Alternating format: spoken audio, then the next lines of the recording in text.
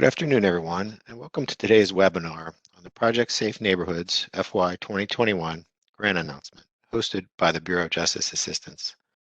At this time, I'd like to introduce today's presenters, Kate McNamee, Senior Policy Advisor with BJA, Steve Fender, Senior Policy Advisor also with BJA, and Brandy Donini Melanson, Program Manager with the Executive Office for United States Attorneys. Kate is going to be starting things off today. Kate? Thank you so much, Daryl, and good afternoon, everyone. As Daryl said, I am a Senior Policy Advisor at BJA. My name is Kate McNamee, and I'm very glad you can all join us today to discuss this year's PSN Formula Grant Program solicitation. So our objective today is to prepare you to successfully apply to the PSN Formula Grant Program.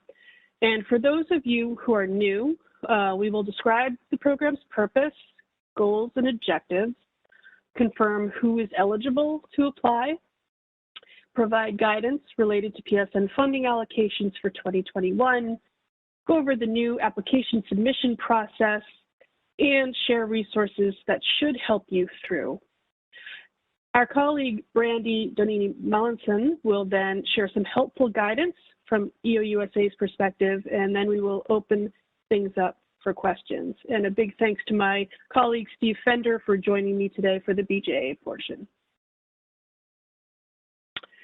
So PSN has played a major role in DOJ's crime reduction efforts since 2001. It has spanned 4 presidential administrations and has maintained the same objective: creating and fostering safer neighborhoods through partnerships of local, state, tribal, and federal law enforcement with the communities they serve to address violent crime challenges. And it is national in scope, with a presence in all 94 federal judicial districts. The goals of the program include building what we call a PSN team, made up of formal working partnerships among all relevant law enforcement agencies, community support organizations, and community leaders to address violent crime while engaging and supporting the communities they serve. So PSN is not meant to be a cookie-cutter program. The strategies used by PSN teams must be tailored to the needs and priorities of their community. And the optimal outcome is an increased ability to focus on the specific people and places driving violent crime while supporting the community's efforts to prevent further violence. To accomplish these goals, PSN teams are expected to implement at least one evidence-based strategy to address their community's most pressing violent crime issue, as well as use PSN grant funding to directly support those activities with the input of all PSN team members. Eligible applicants are certified by Project Safe Neighborhood, eligible applicants are certified Project Safe Neighborhoods team fiscal agents for the federal judicial districts. So that means all fiscal agents who are applying to PSN must be certified by the relevant district United States Attorney's Office.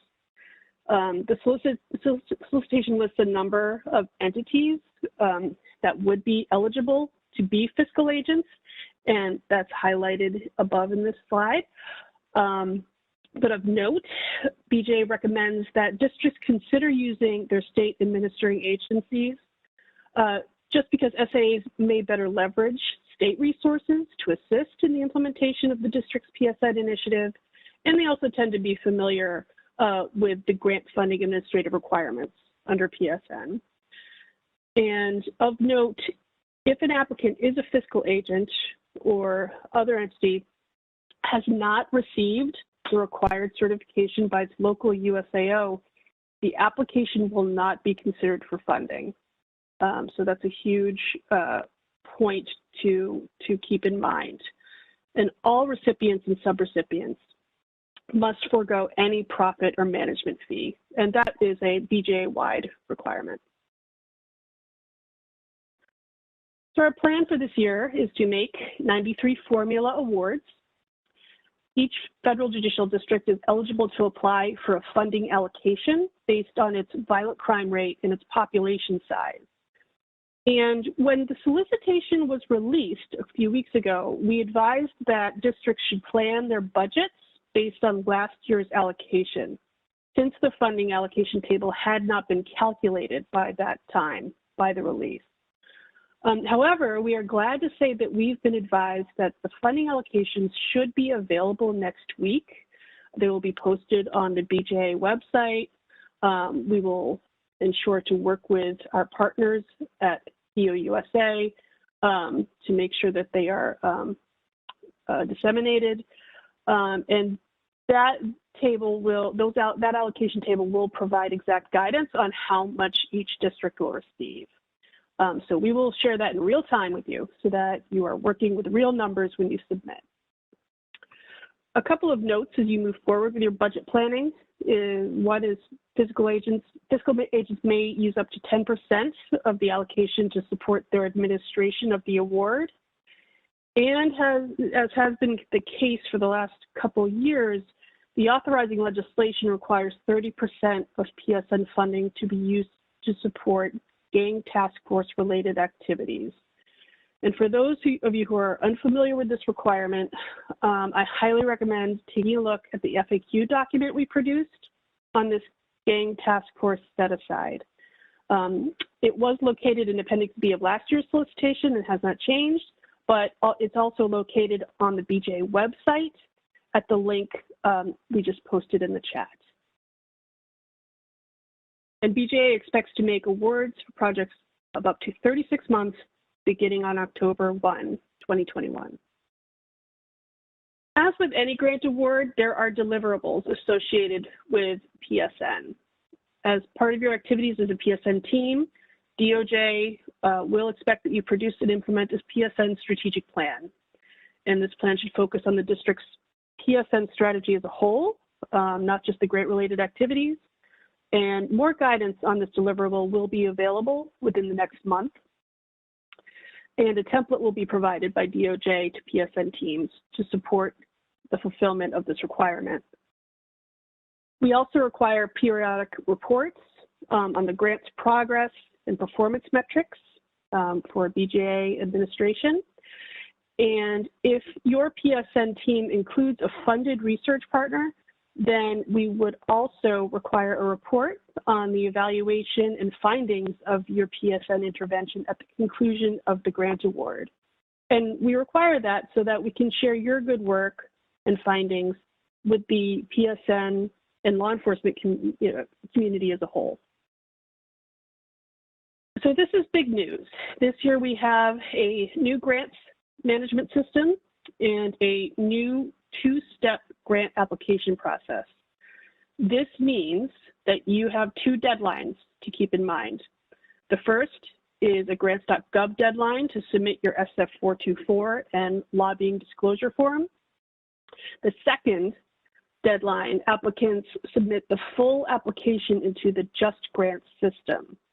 Both of these steps are required, and there is further guidance available in the solicitation on the process. In addition to the solicitation, there's Just Grants guidance available on OJP's website, including a checklist you can follow to ensure you complete your application correctly. And now these are the important dates to remember. We released the solicitation on May 3rd, and the grants.gov deadline for your SF424 and lobbying disclosure is June 22nd. The Just Grant submission deadline for your full application and attachment is July 6th, 2021. I realize many of you are new to Just Grants. The intent of this new system, launched last October, was to streamline the grant award and management process. It was also intended to enable users new ways to manage their information in the system, as well as give users the ability to use a web-based budget detail worksheet that will be used DOJ-wide. A streamlined validation process also helps help us clear your budgets more quickly. To submit the application in Just Grants, you will identify the forms needed to support your application, complete the budget form, complete the application materials, including certifying the accuracy of the captured information in the system, and then press the submit button. Now, optimally, that is how it's supposed to go. However, new systems have their challenges, and should you run into any trouble, there is support available in the way of tutorials, background materials, and live support to enhance your interface with Just Grants. And this is the link to access those resources.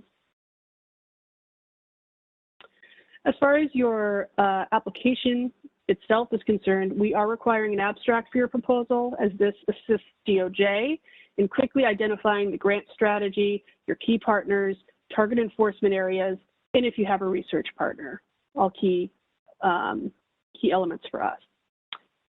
Next slide, please. And a question-based guide to putting your program narrative together is included in the solicitation and provides you with all of the areas that need to be addressed in your submission. It is especially important to detail your plans for the gang task force set-aside, as we need to track that for reporting and accounting purposes on our end.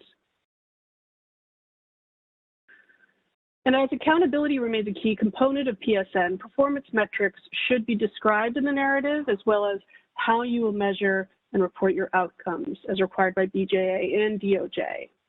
And more information on performance metrics, as well as links to the performance metrics that we collect, are in the solicitation. And now I will turn it over to my colleague, Steve Fender, to go over key budget and sub-award considerations. Steve? Thanks. Thank you, Kate. Good afternoon, everyone. And I'm going to talk about the budget and a few other items related to that. You're probably all familiar with talking to me about budget if you're a previous grantee. So we have a few things to highlight here. So when drafting your budget for your 2021 PSN application, a couple things to consider. First, when submitting the budget this year, you will need to submit using the new online budget form in Just Grants, not the previously used budget attachment document that we're all familiar with. I recommend viewing the training linked on the slide before submitting, and you can also access this training through the Just Grants website in the section that includes training materials. I went through a demo this morning on it. It looks pretty straightforward. I think it's going to be a good system for us, so please be aware that that is a different process for submitting your budget for the 2021 application. Second, for those that plan to reimburse indirect costs, be sure to include these expenses correctly on your budget, and also submit with your application your approved indirect cost rate or the assigned de minimis form. I was also confirmed this morning that the indirect costs, if they're in your budget, will calculate as they did in their previous attachment.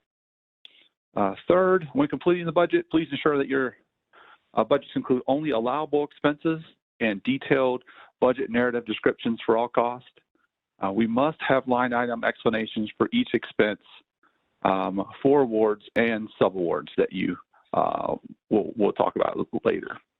Finally, be sure that you clearly differentiate fiscal agent costs from any subawards that you have that you may be submitting in your budget narrative at the time of application. For 2021, if you have any subawards that you have been decided at the time of application, please include that information in the budget at the time of submission. So new budget form, clearly make, if you're going to have programmatic expenses in your budget, make sure you clearly make the connection in the narrative to violent crime reduction and clearly describe all costs, line item costs in the budget using the new form. On this slide, we present a lot of details for your review regarding subaward and subcontracts. And I realize you won't be able to see it all now, but when you read the slides later if needed, hope you'll find it helpful. What's important to remember on this information is that the two funding mechanisms are different, subawards and subcontracts, and you should be aware of the key differences before entering into agreements with grant funds. You must determine if your pass-through funds are considered subawards or procurement contracts, and following this guidance here will help step you through that decision. At the first link on the slide, near the bottom, we provide access to training for pass-through entities that covers a whole variety of topics related to subawards.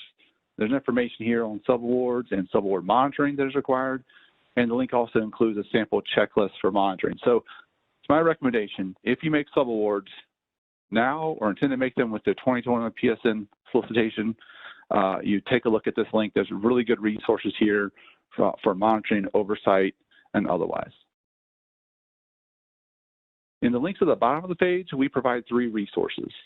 The first is a toolkit that guides you through the decision whether the agreement is a subaward or subcontract, and the second is a checklist to use while making your decision.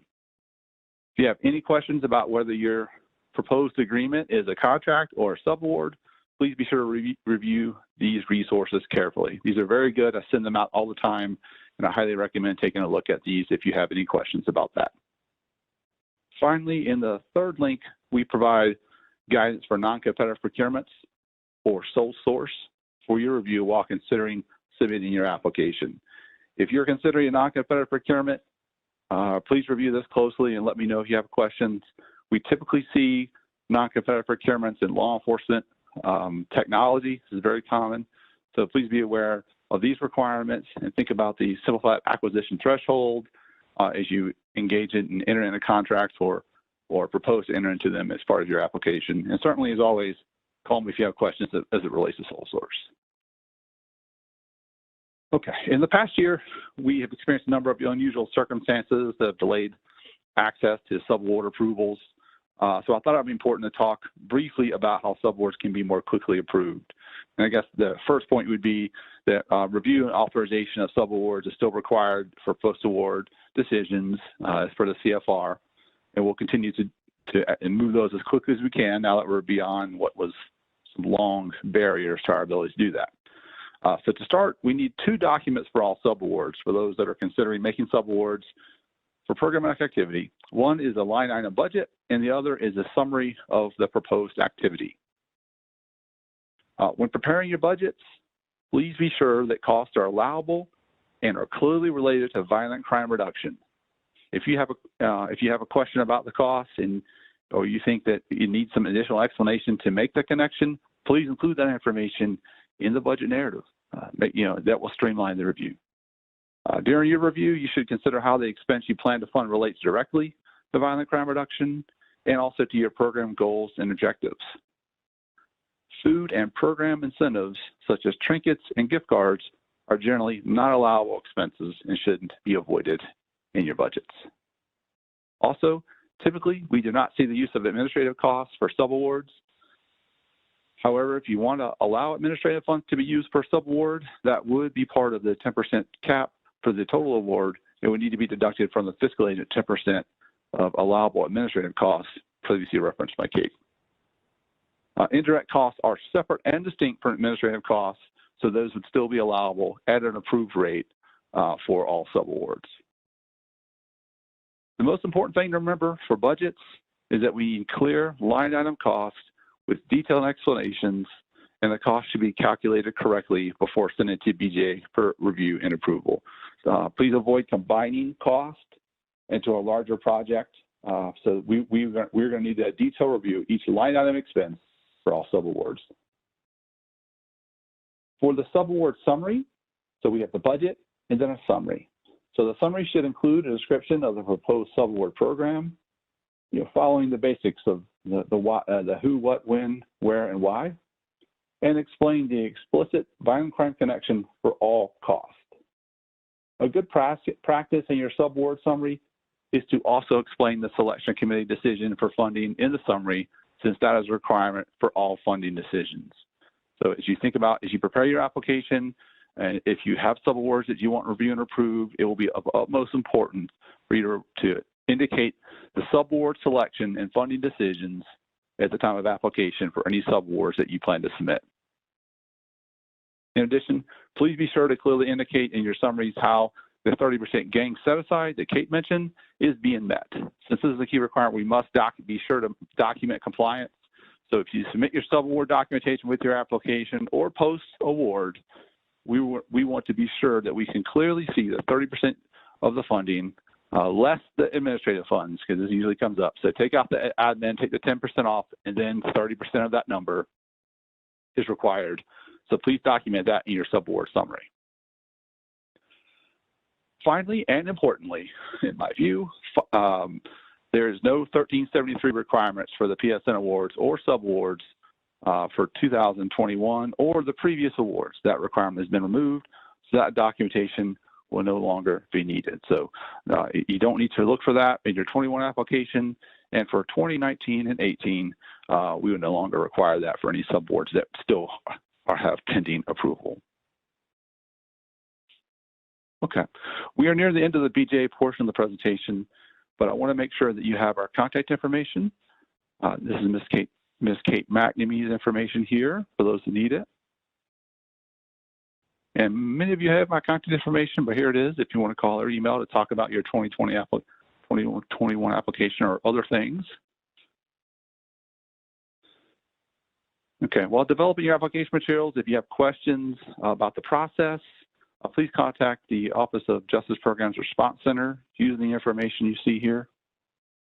In particular, if you are having problems submitting by the deadline due to Just Grant system problems or grants.gov problems, please also contact the help desk for assistance. We're tracking that closely. We understand it's a new system. We want to be mindful of that. So, and this is also a good opportunity to provide a reminder to get your application in early, certainly through the grants.gov portion, and then as we provide the final allocation numbers, which we hope to provide next week, you'll be ready to enter that information in the 424. So please prepare your application early and don't wait to the end. Our systems typically slow down and there are problems submitting. So if you tend to submit, please be prepared to submit early. But if you do have problems, here's the help desk that you should contact. And finally, here are a few recommended resources for you to consider while developing your application. These include an application submission checklist, which I recommend given the new system, a resource guide, the DOJ financial guide, the required grant financial management online training, and last year's allegations that should be used served as a reference for 2021 planning. We're going to have the numbers out very soon, but if you need a number to plan as you work on your application, that's a reference for you as we anticipate that new amounts coming out very soon. So I just want to close by saying that please review the solicitation very closely. We put a lot of time and effort into that document, and that is your all-inclusive guide for submitting your application, and there's links in it, and there's lots of step-by-step instructions. So please look at that document closely if you have questions. We try to anticipate those questions over the years that have come up, and we hope that that will serve as an important resource. Okay, this concludes the BJA portion of the presentation. I'm now going to turn it over to Brandy at EOUSA, who will provide some additional information. Brandy? Great, thanks, Steve. So I'm going to touch on a few PSN program basics. So next slide.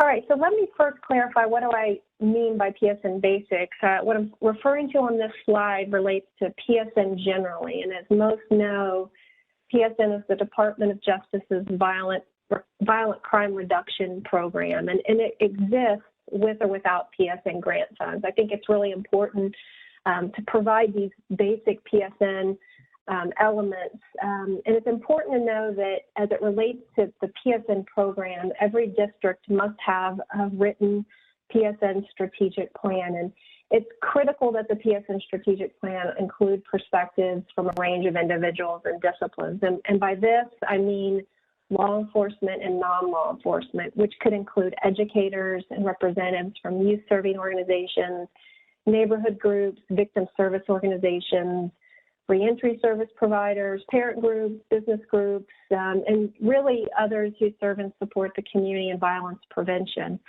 And the districts can gain perspective in a number of different ways. They can gain perspective through meetings, conversations, and other engagement approaches with stakeholders.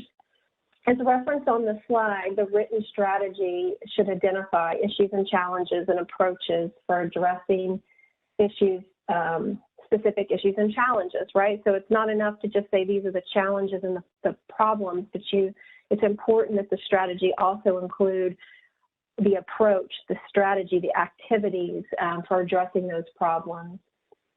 And so the written strategy should also include elements of community outreach, prevention, intervention, enforcement activities, and it should also identify the strategy areas that can benefit from training, technical assistance, and grant funding. And we're going to, at EOUSA, we will provide the U.S. attorneys with more details on what should go into the written PSN strategic plan, and as well as we'll be providing some guidance on engagement considerations. But I really want to highlight these PSN basics because it's really important that districts have a foundation before they jump into their grant project. The grant project is really informed by the district's larger PSN strategy. All right, so Kate covered this, touched on this already, but I wanted to just highlight a few important items. So the grant solicitation references the use of, and I put it in quotes, a PSN team. And let me clarify that just a little. So this could be a formal or informal team. The U.S. attorney with insight from other law enforcement agencies should discuss who should really be engaged as part of the team. There's some nuance associated with formal teams that seek to include non-law enforcement representatives. I know that this is an important component in some districts is to, again, it's always an important aspect to include non-law enforcement perspectives, but I think the distinguisher here is, are you including those individuals as part of a formal PSN team? And if you are, I think there's some nuance related to that. And I don't want to spend too much time getting into that nuance because EOUSA is definitely going to be providing some guidance on this in the future, and we've certainly provided some in the past. But I did want to make a note because I think it's important as you think about your teams and you think about whether or not you're going to have formal teams that include non-law enforcement representatives. There's really some considerations that you should think about. The U.S. Attorney's Offices and really federal employees as a whole, there are some real concerns around avoiding the appearance of favoritism, and federal employees must act impartially when engaging entities. And so I think if districts need help talking through how to navigate the challenges related to the composition of their PSN teams, they should always feel like they can call their ethics advisors, and they can always give me a call to help troubleshoot. I know this is a particular challenge in some districts, and I certainly wanted to make sure that we flagged that for you. Again, there just needs to be some caution around avoiding the appearance of favoritism, inviting specific NGOs versus some other NGO. For instance, you want to include the Boys and Girls Club on your PSN team, but not the YMCA. I think that is a concern where you have to think about, is that going to give the appearance of favoritism? So again, it's a nuanced issue, and it's very much driven by the district dynamics. But again, flagging it for you, and we can always talk offline if you have some concerns or challenges you want to address. All right, the next item relates to, there we go. So the next item is sort of similar. When we think about the fiscal agent selection, non-federal, well, let me back up. The PSN team selects the fiscal agent to administer the PSN grant. So it's important to know that the U.S. Attorney's Office should not be making the selection on who the fiscal agent is. That really should come from the PSN team. U.S. attorneys can make the recommendation, but they cannot make the selection. So why is that? And I think as was mentioned previously, fiscal agents are entitled to up to 10% of grant funding. And U.S. attorneys and other federal employees were prohibited from identifying recipients of federal grant funds, as it could be perceived as favoring one entity over another, which is prohibited. And it also could be considered an endorsement, which is also prohibited under 5 CFR, and we can give you at some point, if you're interested, the actual sections of the CFR. The next bullet there is non-federal, non-conflicted PSN team members must select the fiscal agent. Again, for the same reason they cannot identify, for the same reasons as above. The U.S. Attorney must certify the fiscal agent. You'll see a link there to the certification process. I think it's important to also note that U.S. Attorney's offices must provide the fiscal agent with the letter so it can be uploaded into the system at the time of the application. The U.S. Attorney's office doesn't need to email the letter to BJA directly. And the letter, the name on the letter should now be to Kristen Mahoney, who is the acting BJA director. All right, so this slide pertains to documentation necessary for the grant application. I thought it was worth highlighting a few of these specific items. And just to clarify some of the roles, I think that what we've seen in the past is there have been some sort of confusion as to what the U.S. Attorney's Office and the PSN team role is in terms of grant application and the documentation necessary for the grant application. So as has been mentioned previously, there's really a lot of paperwork that goes into applying for a federal grant. And some of the documents are going to be project specific, and then there are going to be some that are administrative specific. And so I think it's just really important for U.S. attorneys and PSN teams to know and understand that they need to be providing the fiscal agent with information and direction so the fiscal agent can complete the necessary project-specific paperwork for the grant application and subaward project. And so although this may be less problematic in situations where perhaps a police department is the fiscal agent, I have heard of this being particularly challenging for fiscal agents that are state administering agencies or NGOs, as they could be a little less familiar with the PSN strategy and the grant project focus. So as Steve had mentioned, I want to make a big plug to encourage PSN teams to review pages 9 and 10 of the solicitation. And Kate had covered those earlier. Those are the questions. BJA needs the application to answer those specific questions. And I think that, you know, again, as Steve had mentioned, we put a lot of time into those questions over the years. And if you're focused on those questions and focused on ensuring that the fiscal agent knows the answers to those questions, and if the fiscal agent needs answers to those questions, they should always feel like they can go back to the PSN team and the U.S. Attorney's Office to get clarification on those questions. So again, just really important that you're really paying attention to those specific questions, making sure they're answered. That's going to guide the application process for you.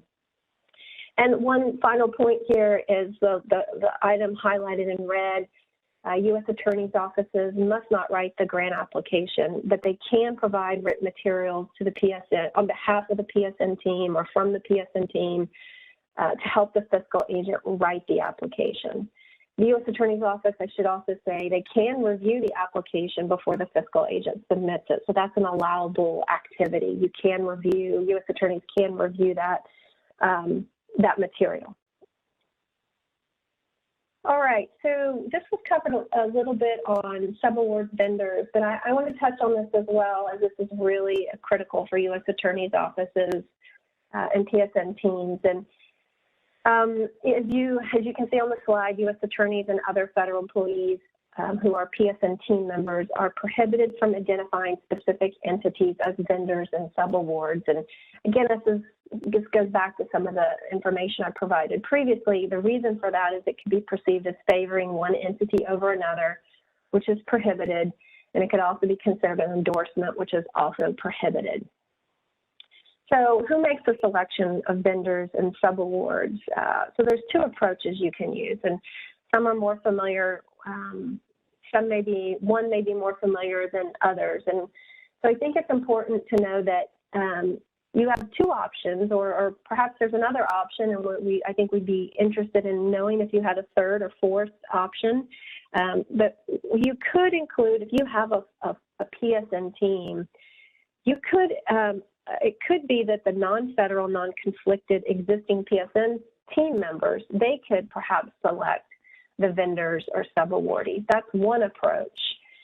Or what you could do, and I think I've seen this in some instances, and this had been covered, gosh, back in PSN when it first started, is this idea of having a separate selection committee of non-federal, non-conflicted individuals. And so and those usually consist of about 3 or 5 different individuals. So you have options here and how you want to handle based on your district dynamic. So I think we hope this gives you some level of flexibility in deciding, what's going to work best for you. I will say that regardless of what approach you use, as Steve mentioned, the fiscal agent must ensure that it provides DJA with the necessary information on the subaward selection. I think Steve had shared that DJA needs for the subaward summary, I think, which was slide 22, if I wrote it down right. I just can't stress enough how important it is to look at that information and to really be thoughtful about that subaward summary. I think it's really just a critical piece. There we go, subaward review, slide 22. All right, thank you. All right, let's see. This, so what I thought I would get, I have, so a few more details on grant-funded projects. So subawards and contracts, as you can see on the slide, should be identified in the grant application. Steve mentioned that. I wanted to emphasize that point as well because I think it is an important consideration. And when you're thinking about your strategy, your PSN strategy, and then when you're thinking about identifying the relevant grant-related items, I think it's just really important that you're very focused on what specific areas are you going to be needing PSN grant funding for. So the second item, the PSN team must ensure that those making the selection of subawards or contracts are adequately informed about required project elements before those individuals review subawards and or identify contractors. I should say before those individuals review subaward proposals. I should have had proposals there. So I'm flagging this because I've heard of this being a concern from some in some districts. So it's important, this really, hopefully this gives PSN teams and U.S. attorneys some sense of clarity about what you can and can't do. And I think this is an important piece where there's a few ways that you can keep your selection committee or whoever's, depending on how you have your team structured. It's just really important that there is a strong line of communication about the project, because you don't want the selection committee to fund projects that are not really within the scope or the intention of the PSN team. So it's really important that the PSN team, which could include the U.S. Attorney representative, it's really important that you're finding ways to educate those entities or those individuals who are making the selections about the project areas. And another thing, so you could meet with those individuals, you could talk about the PSN strategic plan and the areas that will be focused for grant funding. Another way you could do this is the PSN team could provide specific project requirements and evaluation criteria, which really could help the selection committee make decisions. So I think the biggest point here is really on the slide is that you really have, you're not restricted in that level in increasing in levels of communication with the selection committee or with the individuals making those decisions. I just think it's important that you know that it's important to do that, to keep the lines of communication open. The last item is the fiscal agent must ensure that requests for proposals, statements of work, and contract language reflect the project intent as described by the PSN team. And I know some U.S. attorneys' offices have been pretty intricately involved in helping the fiscal agent ensure that the language is representational of the PSN team intent. I think that's really important because you want to get it right at the onset. And so it's good to really be working as a team with the PSN team, the U.S. Attorney's Office, and the fiscal agent, really working together to make sure that information is exactly what it is intended to be. So this is going to be, these are just really my final thoughts here. And I think that hopefully this adds some clarity on who does what. The U.S. Attorney's Office does not issue RFPs or write contracts. That's a responsibility of the fiscal agent. but they can provide the fiscal agent with written information to help with the development of those documents. And I do know that some districts have done that, and that's been extremely helpful to the fiscal agents. PSN Teams could consider funding media outreach products using PSN grant funding. I spoke to the district the other day, and I'm super excited. I'm super excited by a potential media project that they're working on. I think one thing to keep in mind, though, is products created using the PSN grant funds require DOJ before finalization and dissemination. And so I think it's important to keep in mind that that may impact your grant project timeline. And I would also ensure that potential subawardees know that there are approval restrictions in advance. I know of at least one district whose subawardee dropped out after learning about the approval. So I think front-loading that, making sure that that's a potential, that people understand that that is a requirement is important. And, you know, I think it's also important for the fiscal agent to make sure that those approval requirements are reflected in the statement of work and contract. And the last item relates to measuring the impact of violent crime reduction efforts. This is really essential. It's going to help you figure out whether what you're doing is working, and it is also going to be a really important for the broader Project Safe Neighborhood strategic plan. So I think it's important for teams to just consider whether or not this is going to be a struggle for them, that they need to focus some grant funding toward. I think measuring impact and perhaps what's contributing to maybe the difficulty. Is this about data collection where perhaps there are data collection deficits? Is this a place where the PSN grant funding should be surged to address those deficits? So really give that some thought. EOUSA is going to offer U.S. attorneys more direction on this in the coming weeks, as measuring impact is really going to be important to the district's broader PSN strategic plan. So I just want to make a note about that now as you start to prepare your grant application. That's all I have. There's my contact info if you need to reach me. Thanks, Brandy, for that. Thanks, everybody, for the presentation. At this point, just want to note that, you know, this PowerPoint recording transcript will be posted to the BJA website for future reference. So if you joined in late or need to reference this at a later time, it will be posted there. At this point, we can get into some questions that have come in throughout the webinar here for answering. I know, Steve, thanks. You've been very active in answering those directly to those individuals, but for the point of the transcript and the recording, we can ask some of these verbally here. The first one is, will certification need to be made each year if using the same fiscal agent used for previous PSN grants in 18, 19, and 20? Answer that. So the certification from the U.S. Attorney's Office comes from the U.S. Attorney is for each application. So we need a letter of certification from the U.S. Attorney by application year. So we just need one for 21. Even if you've done them for 20, we need a new letter for 2021.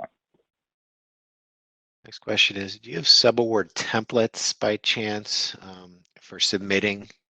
For formatting and missing documentation sometimes is a problem. Is there anything as far as a template that can be used with applying? We sort of do, and Aaron, I'll say a question. So please feel free to call me after this, and or let's set up a time to chat. So what we need, effectively, the template for the budget is the budget form, and then a summary would be just somehow a paragraph that explains, I think I said the 5 whys. Yeah, that sounds good. Who, what, when, where, why, of who's getting the money, what are they going to do with it, how it relates to violent crime reduction, and if you're satisfying the 30% gang set-aside requirement for 19, 20, or 21. So the template would be that we have a budget form, please use that, and otherwise we would just look for a paragraph that includes that information. Thanks for that, Steve. Next question is, if a subrecipient claims indirect costs, does that count against the maximum 10% of administrative costs? So it's a good question. To make it's important to clearly distinguish indirect and administrative costs for the purpose of this grant. So For if you have a subaward that wants to charge indirect, that's separate from administrative. So admin funds would be anything that's non-programmatic that's used to manage the grant, and that would use, grant administration, financial administration, or part of the sub-grantee, accounting costs. If it's non-programmatic, it's administrative and should be avoided and should be in part of the 10%. And that is the direct contrast to indirect costs, which are not direct, hence the name. So if they have indirect costs they want to charge and it's in their approved rate, and please look at that closely, that would be separate from the admin. So they can charge indirect without impacting the admin cap. I think that's the ultimate question. Is there an RFP requirement for subs, or can the task force select the providers they wish to use? Good question, Marlana. That was from 18 only, so no RFP requirement. As we had in 18, that was only for 18. So 19, 20, 21, you would just need to have a selection committee make funding decisions, non-federal, non-conflicted selection committee make the funding decisions before you send the documentation to BJA for review and authorization. Next person is wondering if the strategic action plan is not due with the application, but due after. Is that correct? That's right, and that's a key distinction from previous years. Oops, sorry, Kate. Yeah, I think that'd be Brandy. Yeah, so this is Brandy. Sorry. So the strategic action plan is definitely going to be coming later. And then the next item. Let me clarify that, because that's going to be a Department of Justice requirement, having a written strategic plan. So let me actually clarify that, because in the past, gosh, back in, what was it, Kate, 2018 perhaps, there was a requirement. Yeah, we required it, a strategic action plan. That is really different from what's going to be required by the department. A strategic action plan is a little bit different than the PSN strategic plan. I know that's confusing, but we'll be providing more guidance on that to U.S. Attorney. And Stephen, I know you addressed this directly. Just about admin costs and subs, what's considered under the admin in that realm? Oh, yep. So the same as before. I would just so anything non-programmatic as it relates to managing the grant, supporting the fiscal agent administration of the grant program. And otherwise, the costs need to be programmatic. Then regarding certification, is that an annual basis? Nope, just the time of application. And when using media outreach, do we request approval from DOJ, or do they need to go through a contract person for that? So for any grant-funded publication, they need to be approved before release. And I recommend sending something to us to get it to review and approve before you obligate any money. So in case there's any changes that won't increase the cost. There have been things that have not been approved that are already produced. So in my view, best practice is to get, if you have a video, you have a script you could send for us to review and approve as a first step. And then if you have a publication, maybe at layout or before print, if we still print things, I'm not sure. Or if you have a website that you're going to put together, give us the opportunity to review that before you obligate and expend funds if possible. That way, if there's changes need to be made, it won't cost any extra money. But there will be an award condition on the grant, like there have been in previous years, that will require BJA review and approval of all grant-funded publications. Can you describe what task force is as it relates to the 30% set aside? Constitutes a task force? Kate, you want to take that one? I can take that one. We have been very broad in what constitutes a task force. We have been very broad in what that money can be used for, purposely so, because we know that a lot of PSN districts don't necessarily have a traditional gang problem as would be defined typically. So I would just suggest that you take a look at the FAQs, because we do define what we mean by a task force, what we mean by transnational crime, we really do break it down very well there. And if you have any further need for clarification, please don't hesitate to reach out to me. Is a due date specified for the strategic plan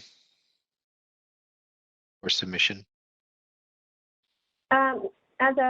So it's not required at the time of application, and we will be at UUSA giving some guidance very soon when the department rolls out its new violent crime reduction strategy. We'll provide U.S. attorneys' offices with more information on the deadline. Are subawards still contingent on making a 1373 certification? No, that's not part of the 21 grant, or 20, or 19, or 18. Next question is, can funds be released prior to the strategic action plan being completed? Separate questions also for fiscal agency purposes and subs. At this point in time, we will not be withholding funds based on the strategic plan. But there will be budget holds and other holds on the funding depending on the application received. Steve, do you have anything else to add to that? Yeah, that's right. I think at this time we don't intend to hold for the action plan. Is that more guys are going to come for that? That's going to be a higher level strategy that will go outside the scope of the 21 grant. So we're not going to hold for that for the strategic plan. It'll be somewhat different than previous years. So good question. Separate question for fiscal agency proposal. I'm not sure about the second part, Marlana, but if you want to call or email me, I'm glad to talk through that. The last question entered to this time is, can the USAO decide the target area and then form the PSN team around that area? So that's a great question. I think that what's really important is the U.S. Attorney's Office. When you think about deciding an area, I think that it's important that your perspective be informed by others. So I guess that's one way of saying you should not be making that decision in a vacuum. It really should be made based on feedback from perhaps your violent crime needs analysis. How are you, which again is informed really by a range of perspectives. So I would say that you shouldn't be making decisions on your target areas. It really should be decided through sort of feedback from others. Now, whether that's through a formal PSN team or not, I think it's just important to know that you shouldn't be making that decision in a silo.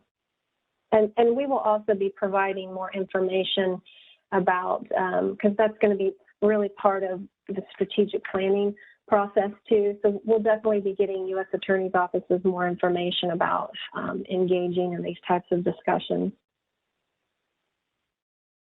Yeah, I'd like to add one point on that is that, if what we want to avoid is the federal employees deciding specifically where the fund's going, so, that's something to consider. If you selected a target area that was really narrow, you certainly could be directing the funds in this way. So I think that I'll just defer to Brandy's point regarding the collaborative decision-making for the target area and whether there's multiple target areas and who may be able to perform the proposed grant fund activities in those target areas. So those are things to think through as well, Max.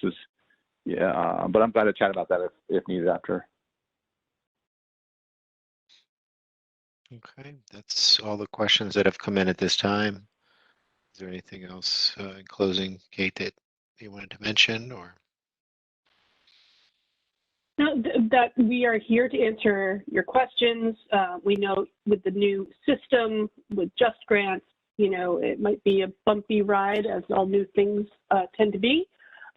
So we have resources to assist you through that, and we look forward to working with you for another successful year. Wonderful. So on behalf of the Bureau of Justice Assistance, the Executive Office for United States Attorneys, and our panelists, I want to thank you for joining today's webinar. This will end today's presentation.